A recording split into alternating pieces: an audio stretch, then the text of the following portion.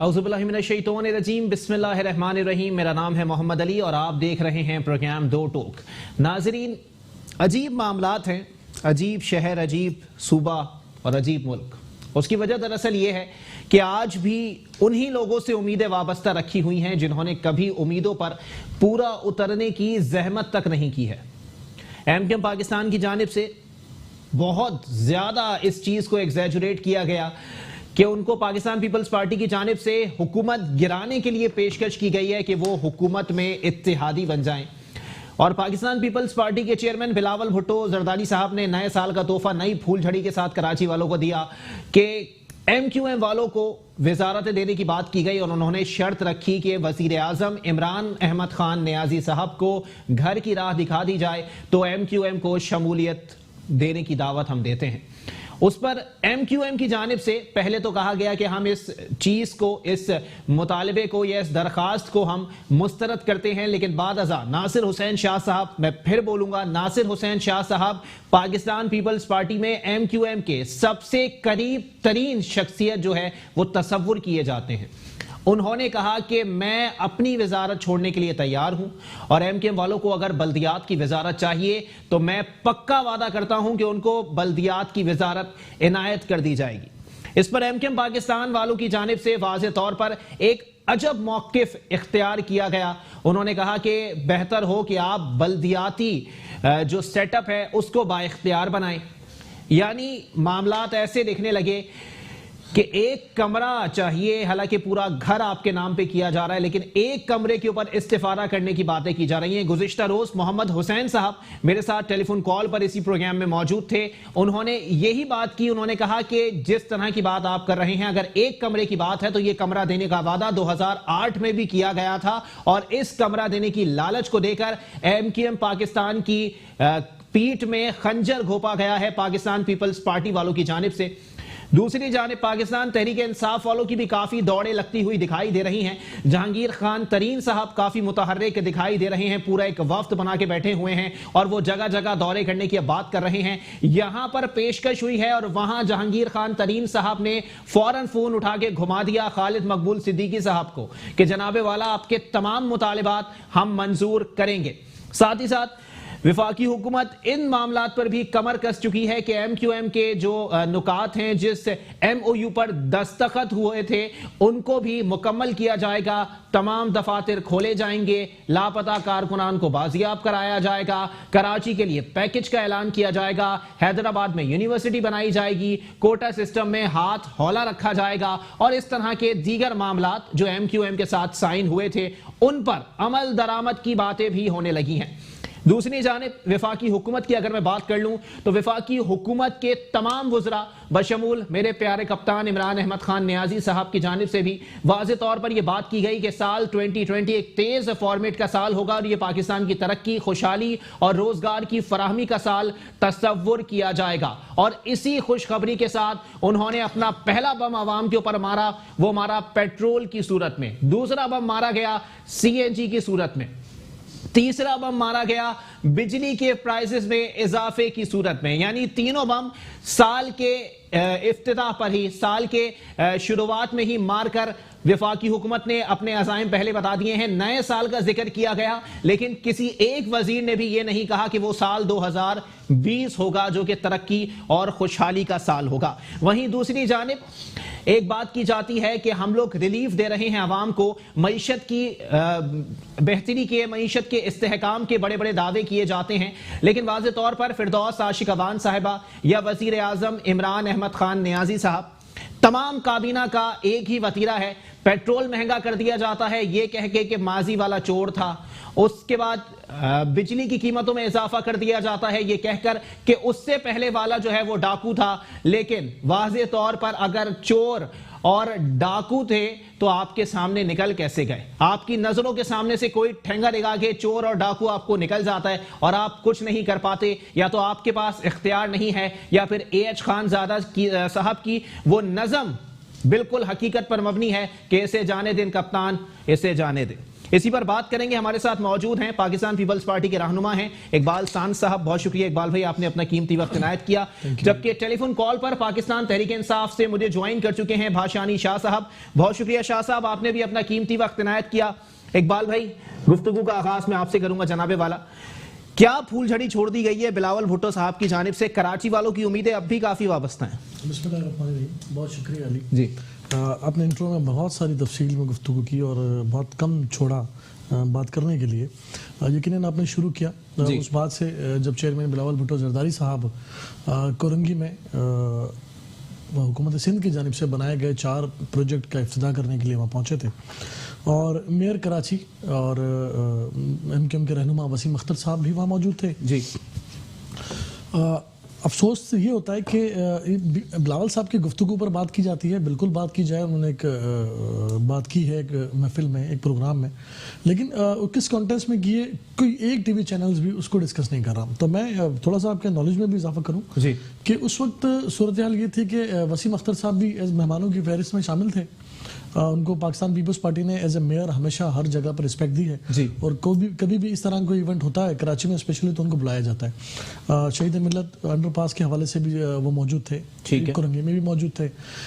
तो जब वसीम अख्तर साहब ने गुफ्तगू शुरू की अपनी, तो उन्होंने गुफ्तगू में बरमला इस बात का इजहार किया कि उन्होंने ये कहा कि हमें हुकूमत सिंध से जो है बड़ी उम्मीदें वाबस्ता थी, वो उम्मीदें पूरी नहीं हो रही हमारी।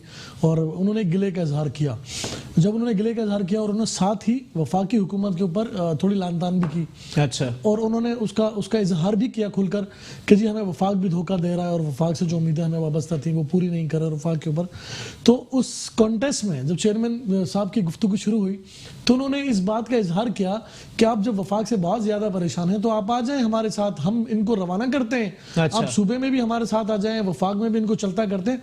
और मेरे ख्याल ये सारा सरकमस्टांसेस वही था और इसमें कोई बुराई नहीं है। देखिए जल्दी में तेल का काम किया इस बयान ने, लेकिन काम अच्छा हो गया। अच्छा, काम हो गया, अच्छा काम हो गया। काम अच्छा इसलिए हो गया कि जो वफाकी हुकूमत MQM को घास नहीं डाल रही थी। अच्छा। जो वफाकी हुकूमत MQM को लॉलीपॉप पे चला रही थी, चाहे वो बिन कासिम पार्क में आगे 162 अरब रुपए की बात की जाए या कोई फंड इनका जो है इनको न दिया जाए, इनके MNA MPS को वज़रा को कोई फंड ना दिया जाए, इनके सेनेटर्स को कोई फंड ना रिलीज हो, इनके वफाकी वज़रा को कोई फंड ना मिले और MQM इस बात पर सीख पाओ कि जनाब कराची के लिए आप कुछ भी नहीं कर रहे, हमें हमारे MNAs को भी फंड नहीं दे रहे। अच्छा। तो हम किस तरह आवाम में जाएंगे? आपने हमारी परेशानी में इजाफा कर दिया है। और जो PTI की रवायत है धोखा आवाम को देने की, धोखा अपने इत्तेहादियों को देने की, झूठ बोलने की, फ्रॉड करने की, वो उन्होंने MQM के साथ भी रवा रखी। इकबाल भाई यहाँ पर देखें एक सवाल ये भी बनता है ना कि MQM वाले नफीस लोगों के अंदर ऐसे कौन से हीरे जवाहरात या सुरगाब के पड़ लगे हुए हैं कि पाकिस्तान तहरीक इंसाफ वाले उनको अपने साथ रखना चाहते हैं,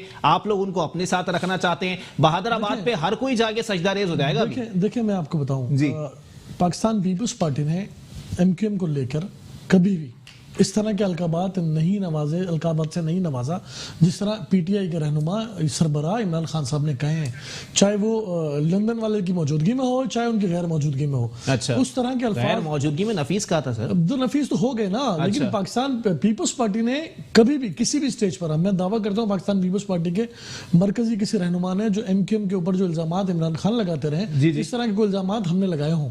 हमने हमेशा पाकिस्तान पीपल्स पार्टी के साथ पहले भी कोalition में रहे, अच्छे रहे बुरे रहे, मामला चले नहीं चले वो एक दीगर बात है, लेकिन हमने कभी किसी को डाकू नहीं कहा। हमने कभी किसी से ये नहीं कहा कि अगर मैं इनके साथ इत्तेहाद करूं तो उस दिन मैं डूब कर मर जाऊं। अच्छा। हमने कभी भी इस तरह की लैंग्वेज नहीं। चलें ठीक है, इसका जवाब ले लेते हैं। पाकिस्तान तहरीक इंसाफ से भाषानी शाह साहब हमारे साथ मौजूद हैं। बहुत शुक्रिया शाह साहब, पहले तो आपने अपना इंतहाई कीमती वक्त इनायत किया। जनाबे वाला रहनुमाओं की दौड़े लग गई हैं बिलावल भुट्टो जरदारी साहब के बयान के बाद कि आप हमारे साथ आ जाएं, खान साहब को रवाना कर दें। जहांगीर तरीन साहब कहां लिफ्ट नहीं कराते थे, आज बहादुराबाद में जाके बातें करेंगे। और यहां पर बयान दिया गया, वहां उनको कॉल घुमा दी गई कि जनाबे वाला आप बिल्कुल पीछे नहीं हटिएगा, हम आपके साथ खड़े में। थक तो नहीं गए आप लोग?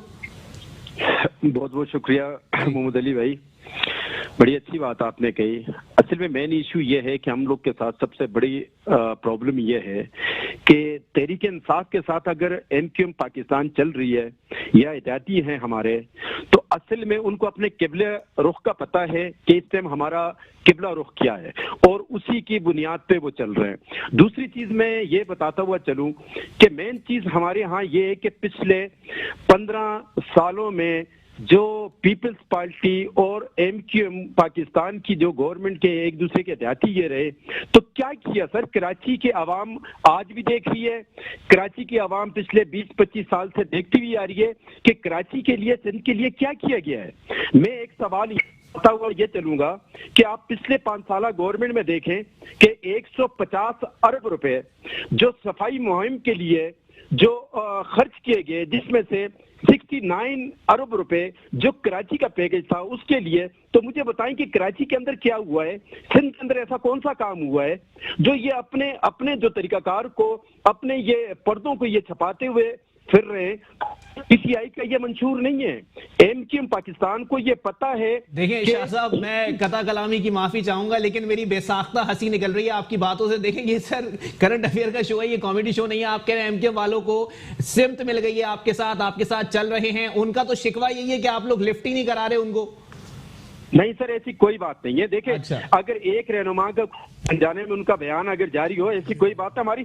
आप जैसे आपने बात की कि जहांगीर तरीन साहब अभी जब आए, अली जैदी साहब, गवर्नर साहब, ये मीटिंग सर ये कराची के ऊपर बात की गई है। इससे पहले भी हमारी 10 मीटिंगें हो चुकी है एमक्यूएम पाकिस्तान के साथ, लेकिन अब इस इशू को इन्होंने क्यों इतना उठाया ये मेरी समझ में नहीं आती। कि पीपल्स पार्टी उनको ऑफर दे रही है कि आप हमारे पास आए और हम जो है ना, आप हमारे साथ, आपको जो वजारतें आप मांगेंगे हम आपको देंगे।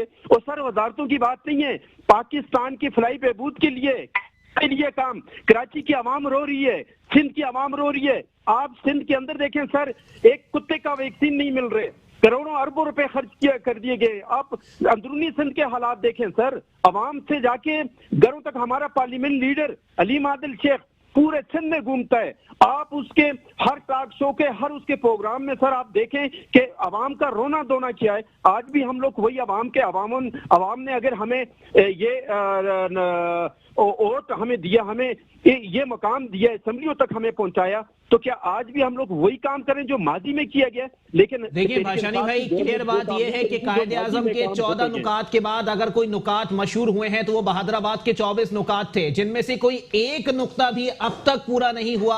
आप लोगों की 10 मीटिंग्स हो चुकी हैं सर जी, नुकात ही 24 थे, उसमें 10 मीटिंग्स हो गई, ना आपका कोई फायदा ना उनका दस्तरखान साफ हुआ है। शाह साहब आवाज आ रही है?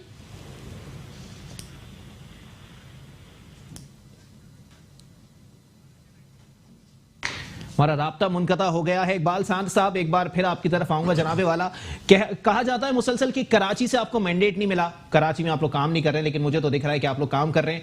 फ्लाईओवर्स भी बनाए जा रहे हैं, सड़कें भी बनाई जा रही हैं, वो काम किए जा रहे हैं जो केएमसी या मेयर के अंडर में होने चाहिए। वैसे पॉइंट तो उनका भी वैलिड है कि अगर आप लोग चाहते हैं कि कराची के अंदर कुछ हो तो आप लोग वो इख्तियारात, वो महकमे उनके हवाले कर दें जो सही मानों में बल्दियाती महकमों के अंडर में होना चाहिए, बल्दियाती सेटअप के अंदर होना चाहिए। देखिए अली, यहाँ पर 2 बातें एक साथ आपने की हैं जी। इसमें पहले तो मैं ये कहूँगा आपको कि जो काम हो रहे हैं जी जी, वजारत जो बल्दियात होती है, जो मेगा प्रोजेक्ट्स होते हैं, जो एक कंडीशंस होती है सही प्रोजेक्ट्स की, बिल्कुल एक लिमिटेशंस होती हैं कि एडीपीज जो है, प्रोविंस की एडीपीज क्या होती हैं और डिस्ट्रिक्ट एडीपीज क्या होती हैं।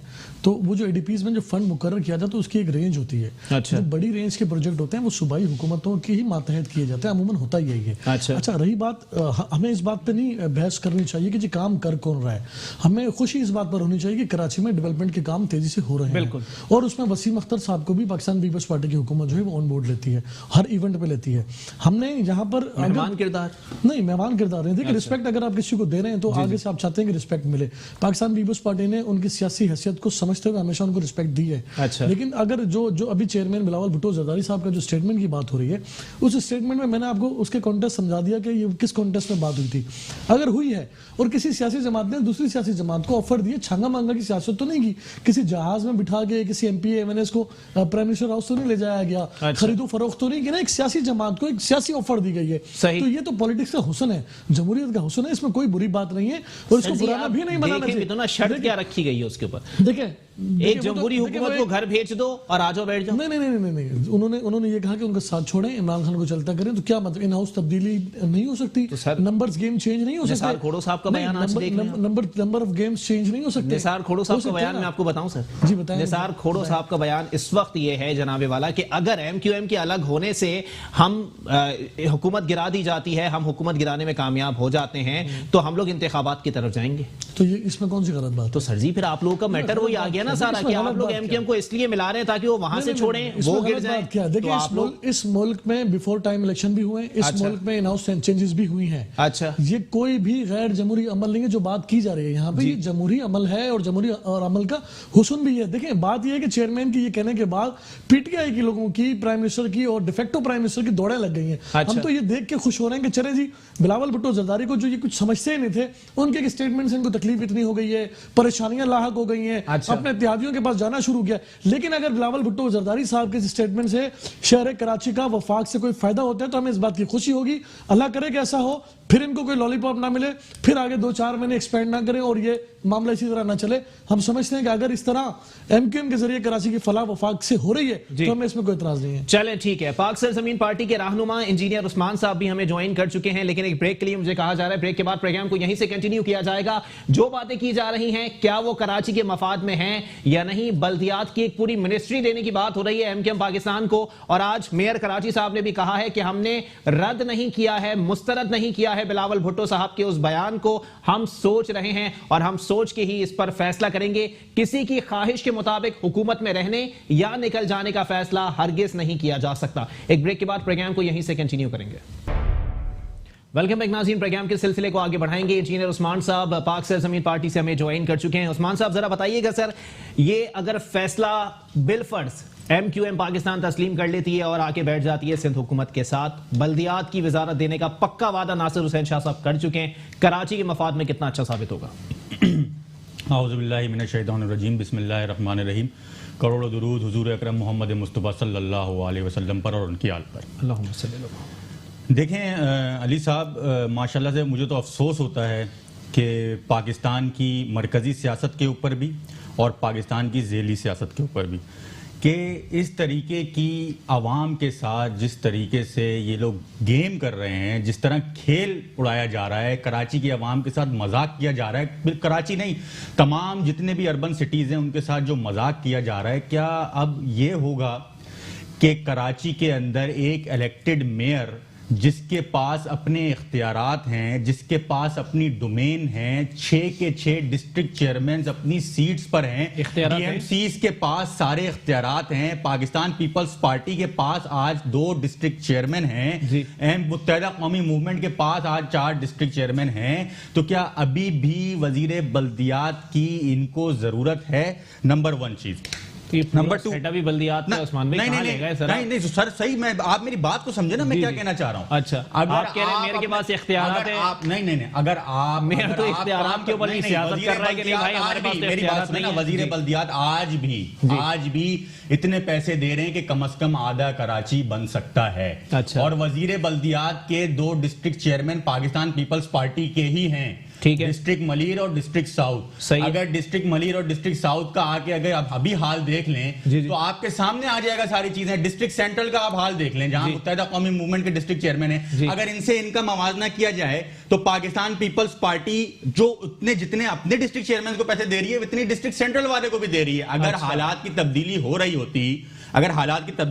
होती तो जहां इनके पार्टी के लोग हैं वहां पे भी हो रही होती। इसका मतलब आपके पास एक तो पैसे नहीं है, पहली नंबर 1 चीज। हम लोग एक तो रियलिटी को एक्सेप्ट नहीं करते, एक तो हमारे पास पैसे नहीं है हुकूमत के पास। अगर आप एमक्यूएम के वजीर बल्दियात ले भी आते हैं तो क्या फर्क पड़ जाना है कराची पे? सिंध के अंदर इस साल जो हॉस्पिटल्स ने रिपोर्ट जमा कराई है, 1,86,000 लोग सिर्फ कुत्ते के काटने से जो है वो जख्मी हुए हैं। अच्छा, तो क्या ये बल्दियात के वजीर के पास पैसे नहीं है, वजारत के पास पैसे नहीं है, फिर भी पाकिस्तान पीपल्स पार्टी फ्लाईओवर और सड़कें बनाती फिर रही है। बेहतरीन वजीर बल्दियात तैयब उर्दुगान भी बन जाए जी तब भी काम नहीं होता, कुछ भी नहीं होगा सर जी। खुदा का खौफ मैं आपको करें। बता रहा हूं, खुदा का खौफ ही है तभी तो ये बात कर रहा हूं सर जी, वरना मैं कोई कह रहा हूं वो काम कर रहे हैं। इतनी लेगेसी वाली बात कोई नहीं कर रहे ना काम। बिलावल नहीं कर भुट्टो सकते। साहब जहां फीते काट रहे हैं वो किसने बनाया? याजुज माजुज ने आके बनाई है वो किसने सड़कें। कौन सा फीता काटा? जी अभी फ्लाईओवर का फीता काटा है कोरंगी के अंदर, जहां पे रोड वाले की बात कर रहे हैं, ये इधर फीता काटा है जी। इन्होंने, वो भाई बहुत बड़ा काम कर दिया ये तो इन्होंने। इनको तो खुदा की कसम जो है वो कहीं तो अब तो appreciate सिंध करते हैं हुकूमत की नहीं, किस बात की अप्रिसिएशन? इनको तो जो कर देना चाहिए था अच्छा। वो नहीं किया। अब तो सिंध हुकूमत क्या ने, करना सिंध चाहिए था? हुकूमत, अब मैं बता दूं आपको, जी। सिंध हुकूमत जिस तरीके की हरकतें कर रही है, अच्छा। जिस तरह की ऑफर्स दे रही है, जी। ये ऐसा लग रहा है कोई स्टार प्लस का ड्रामा है। अच्छा ठीक है, जो इन्होंने काम करना चाहिए वो नहीं कर रहे। अब तो माशाल्लाह से ये इमाम मेहदी का ही हैंडओवर करेंगे। अच्छा। जब इमाम मेहदी आ जाएंगे, अपनी इमामत का ऐलान कर देंगे, तो सिंध हुकूमत तभी उनके जो है वो हाथ में वो चीज देगी। वरना सिंध हुकूमत सीरियस है, ना पाकिस्तान पीपल्स पार्टी सिंध हुकूमत सीरियस है, ना मुत्तहिदा कौमी मूवमेंट सीरियस है, और ना पाकिस्तान तहरीक इंसाफ इस मुल्क के लिए सीरियस है। अच्छा। यहाँ पर क्या सियासत हो रही है? सीरियस यहाँ पर कौन सीरियस है? आपके सामने सीरियस है। 2018 के इलेक्शन में क्या हुआ है? क्या हुआ? पाक से जमीन पार्टी सीरियस है, और कौन है? और 500 कौन वोट से इशू लेगी। में 1.5 साल हो गए? अच्छा। इस 1.5 साल हो गए, पाकिस्तान तहरीक इंसाफ भी हुकूमत में है, मरकजी बिल्कुल सूबों में भी हुकूमत में है, ठीक है पाकिस्तान पीपल्स पार्टी भी हुकूमत में है सिंध जी। में, मुत्तहिदा कौमी मूवमेंट भी मरकजी सियासत में है, मरकजी हुकूमत में बिल्कुल है, है। और कराची की लोकल बॉडी में भी हुकूमत में भी है। बिल्कुल ऐसे। इससे सवाल करेंगे आप? सर इन्हीं से करेंगे। इन्हीं से करेंगे। बिल्कुल। भाई मैं तो आपकी तरह आवाम हूं, हम तो पार्लिमानी जमात नहीं है, हमारे पास तो एक भी सीट नहीं है। मेरा तो गुस्सा जायज है, मैं तो गुस्सा निकालूंगा। अच्छा। मतलब खेल सिर्फ खेल होगा। मतलब इख्तियारात का आप जो है वो इख्तियारात जब डिवॉल्व करेंगे जब आपकी पार्टी का आदमी नीचे होगा, अच्छा जब आपकी पार्टी का आदमी नीचे होगा, वरना आप इख्तियारात डिवॉल्व नहीं करने के लिए तैयार, तो भाई मुल्क को किस नहज पे लेके जाया जा रहा है? किस नहज पे लेके जाया जा रहा है? पाकिस्तान मुस्लिम लीग नून जो है वो अपने उसके ऊपर लड़ती रही, 2018 के इलेक्शन के ऊपर जो है वो ब्लैक डे ये लोग मनाते रहे, आज उसी बात पे नीम रजामंदी कर रहे हैं। अच्छा आज अब कल जो है वो जो बिल पेश होगा तब तमाम लोग जो है वो इसके ऊपर जो है वो बैठ के जो है वो सलाम करेंगे। चले और सर ये वो सिस्टम मैटर नहीं है, वो मेरा कंटेंट ही नहीं है सर। वो मैं जाहिद content अवान चला साहब नहीं सकते। नहीं सर जी, वो मैं बिल्कुल content चलाना भी नहीं media में चला चाहता, भी नहीं मैं सकते। चलाना भी नहीं वो चाहता। content जाहिद चला भी नहीं अवान साहब सकते। हमें ज्वाइन कर चुके हैं, यही सीनियर content चल एनालिस्ट जाए तो मुल्क के हालात सही हो जाए। सर जी बहुत अजीब बात कर रहे हैं आप उस्मान भाई, प्लीज जरा यार। जाहिद अवान साहब हमें ज्वाइन कर चुके हैं, सीनियर एनालिस्ट हैं। जाहिद साहब बहुत बहुत शुक्रिया, आपने अपना कीमती वक्त इनायत किया। जनाबे वाला सीरियस कौन है पाकिस्तान के लिए? उस्मान भाई कह रहे हैं कोई भी सीरियस नहीं है। देखिए मैं आपसे ये कहता चलूं प्रोग्राम के तवस्सुत से, बिस्मिल्लाहिर्रहमानिर्रहीम, ये पीटीआई जो है गवर्नमेंट इस वक्त पीटीआई के पास है, और पीटीआई ने अभी ये फैसला किया है कि जो है वो अपना अलायंस करेगी अपना एमक्यूएम के साथ। आप ये बताएं कि एमक्यूएम जो है वो शुरू से अपना कराची के लिए इस एमक्यूएम ने क्या किया पीटीआई की गवर्नमेंट आने के बाद? अब पीटीआई की गवर्नमेंट जो है अपने मफादात के लिए एमक्यूएम को फंड रिलीज फौरी तौर पे करना शुरू कर दिया उन्होंने अपने करना के कराची के लिए। कराची से अगर इनको इतना दुख और दर्द हो पीटीआई को, वजीर आजम को, तो वो फेडरल गवर्नमेंट है, आने से पहले 2018 के बाद ये 1.5 साल में क्या क्या वादे कर चुकी है। आप मुझे एक वादा पूरा होता हुआ दिखाएं कि कराची में इसमें इन्होंने कोई काम किया हो।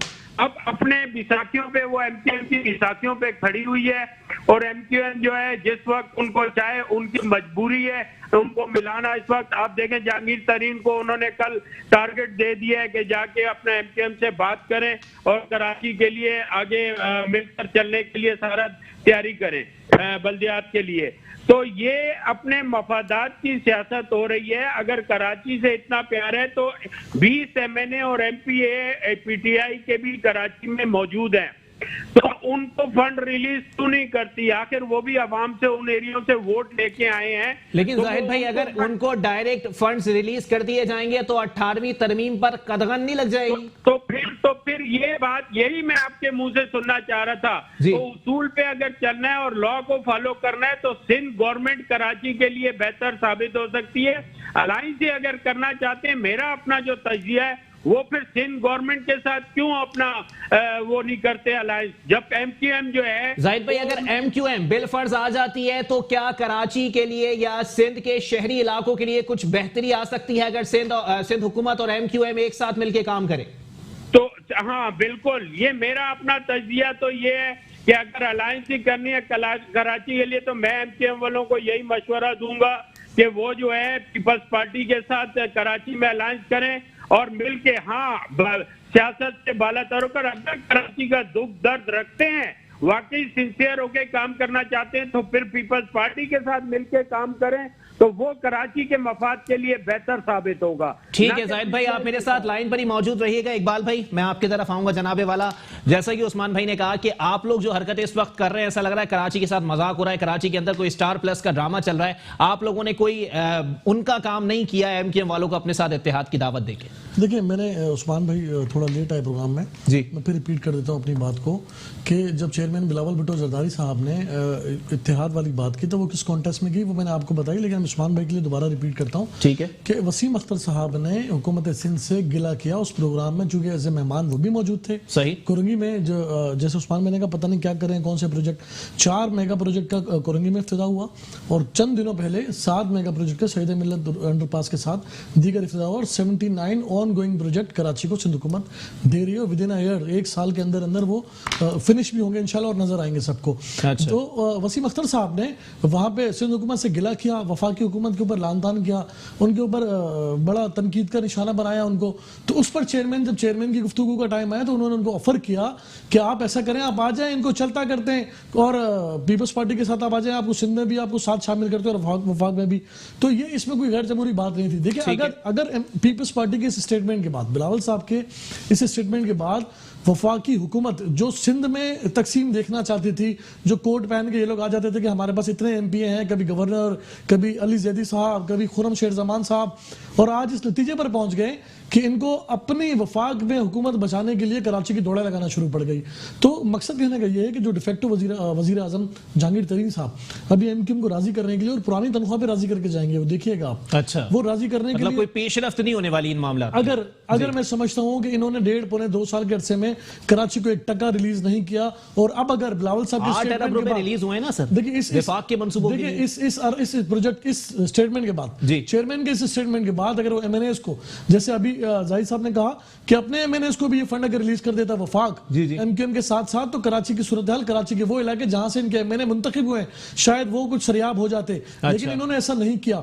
इन्होंने अपनी हुकूमत को जाते देखता, जिस सूरत हाल में आज पीटीआई की हुकूमत मौजूद है, और इन्होंने सिर्फ एमक्यूएम के साथ दौड़े नहीं लगाई, इन्होंने अपने तमाम इत्तेहादियों के पास जाने का फैसला कर लिया कि क्योंकि इस वक्त पीटीआई की हुकूमत अपने आप को कमजोर पिच पर महसूस कर रही है। और चेयरमैन बिलावल भुट्टो की स्टेटमेंट को सिर्फ स्टेटमेंट ना समझे, ये उस तरफ इशारा है कि जो चेयरमैन ने कहा है कि 2020 में खान साहब नहीं होंगे, तो आप खान साहब को जाते हुए देखेंगे और इसमें पाकिस्तान पीपल्स पार्टी का अहम किरदार होगा। और ये दौड़े उसी सिलसिले की कड़ी है कि इस बात को समझते थे कि पहले भी चीजें होती रही, लेकिन कभी भी पीटीआई ने इसको इतना सीरियस लिया नहीं। आज अगर सीरियस लिया तो मैं समझता हूं कि आप भी सीरियस लें। अच्छा, एज एंकर पर्सन आप भी जो है ना इस बात को सीरियस बात कर लेते हैं। कराची के ऊपर रहिएगा, कहीं और मत जाइएगा, फौरन उछल के उस तरफ जा रहे हैं, ठीक है ना। कराची के अंदर बात कर लें। 79 मंसूबे सर, उसके ऊपर भी अगर खराज तहसीन नहीं बनता तो फिर 79 मैं कह रहा हूँ 2015 में बल्दियात के इलेक्शन हुए जी, 2016 में वोट लिया गया, 3 साल हो गए।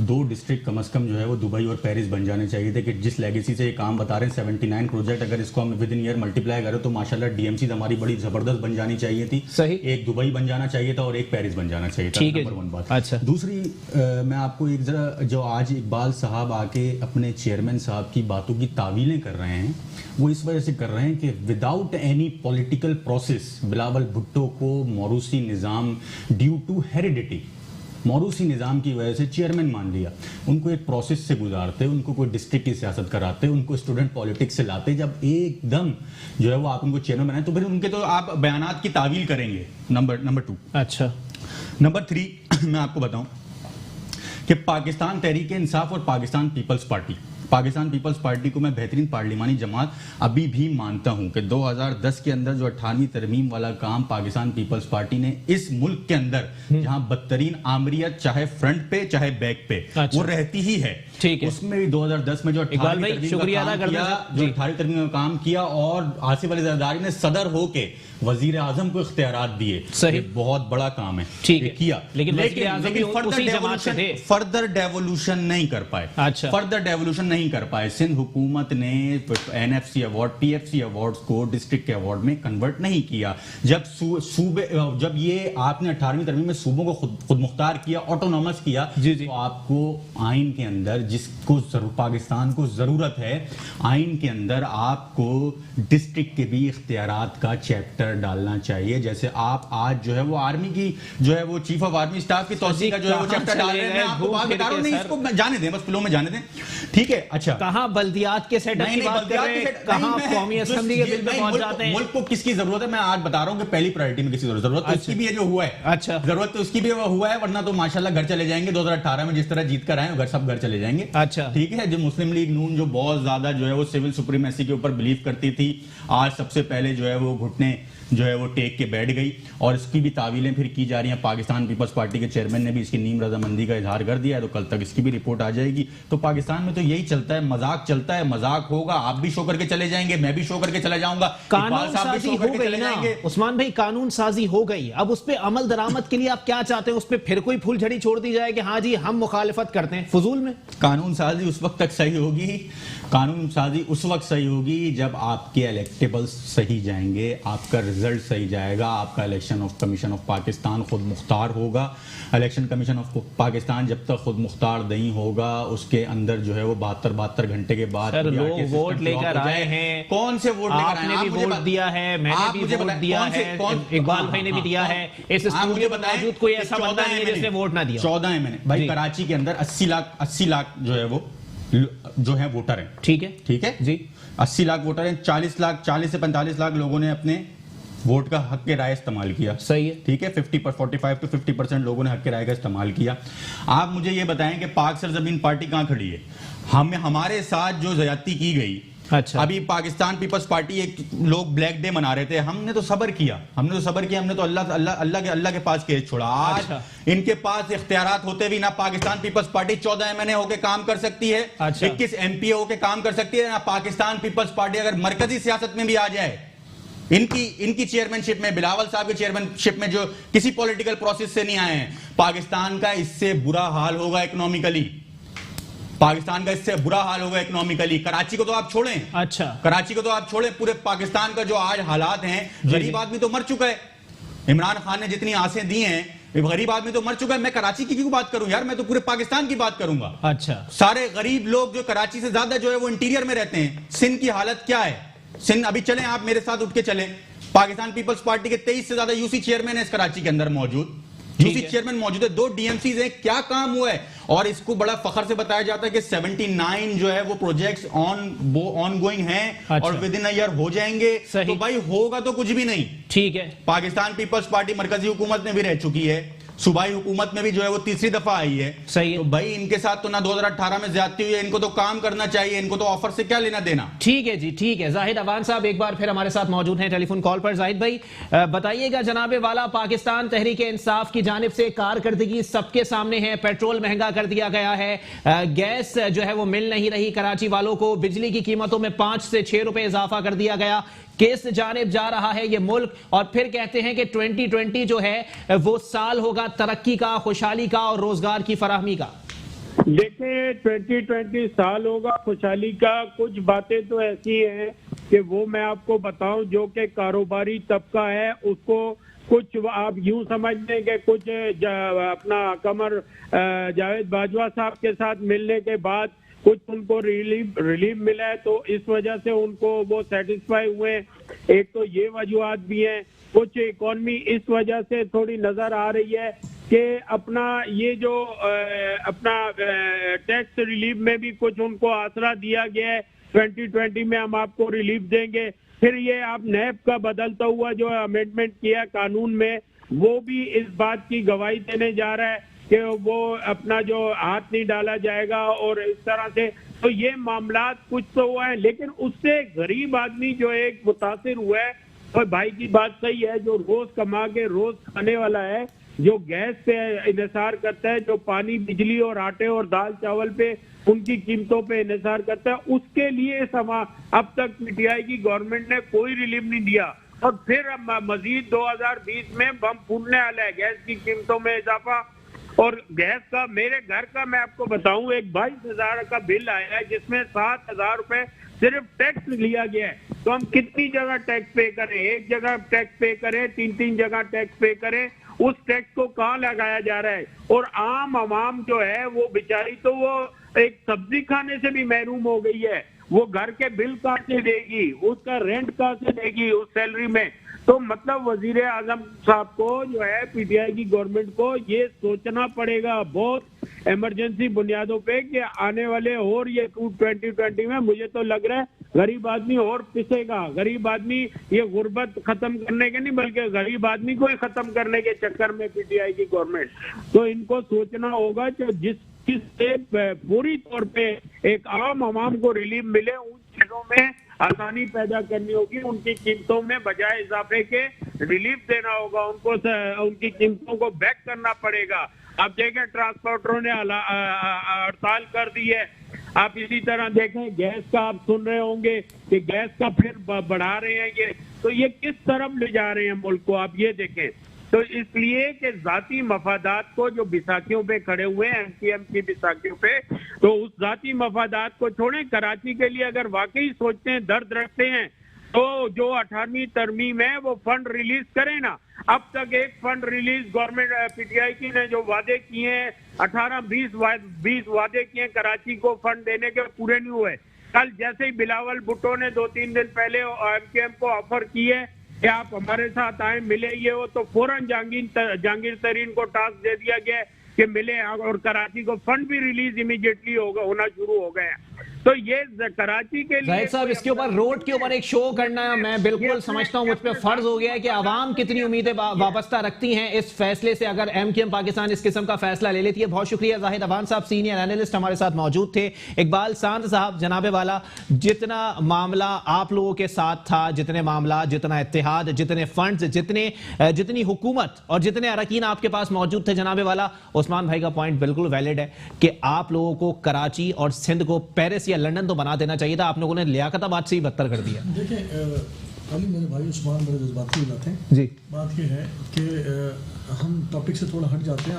मैं समझता हूँ कि जब मेरे चेयरमैन की बात की गई है जी जी, तो मैं थोड़ा उस पर बात करना ज़रूरी समझता हूँ कि उन्होंने कहा कि चेयरमैन जो है वो जो है प्रैक्टिकली वो चेयरमैन नहीं बने, तो उनको ये पता होना चाहिए कि वो एक ऐसे घराने से उनका ताल्लुक है जिसकी माँ जो है 2 बार प्राइम मिनिस्टर रही, जिसके नाना इस मुल्क के प्राइम मिनिस्टर रहे, जिनके वालिद ने इस मुल्क, जो वालिद सदर भी रहे इस मुल्क के, और 12 साल न करदा गुनाहों की सज़ा भी उन्होंने काटी। और फिर एक ऐसा नौजवान जो ऑक्सफोर्ड से पॉलिटिकल साइंस की तालीम हासिल कर आता है, फिर ऐसा एक लीडर जो अपनी माँ की शहादत के बाद पार्टी की बागडोर संभालने के लिए तैयार नहीं होता, लेकिन उसके ऊपर पार्टी समझती है, पार्टी के जो सीईसी के इजलास में ये फैसला किया जाता है कि चेयरमैन जिस वक्त तक अपनी एजुकेशन मुकम्मल नहीं कर लेते, उस वक्त तक को चेयरमैन आसिफ अली जरदारी साहब जो है पार्टी को रन करेंगे। तो ये पार्टी का अंदरूनी मामला। पाकिस्तान में कोई एक सियासी जमात ऐसी नहीं है जो समझता हूँ कि जिसकी क़यादत ने अपने जानों की नज़र में पेश की हूँ। अगर कोई ऐसा ख़ानदान जो इस मुल्क पर कुर्बान हो गया, और उस मुल्क पर कुर्बान होने वाले ख़ानदान का अगर कोई नौजवान इस मुल्क में सियासत करता है और इस मुल्क की खून रेज़ा सियासत में अपना हिस्सा डालने की कोशिश करता है, तो मैं समझता हूँ कि हमें अप्रिशिएट करना चाहिए। अच्छा। तकलीफ तो पीटीआई के दोस्तों को थी, अब मुझे नहीं पता पीएसपी के दोस्तों को ये तकलीफ क्यों हो गई है। देखिए इसमें समझने की ज़रूरत है।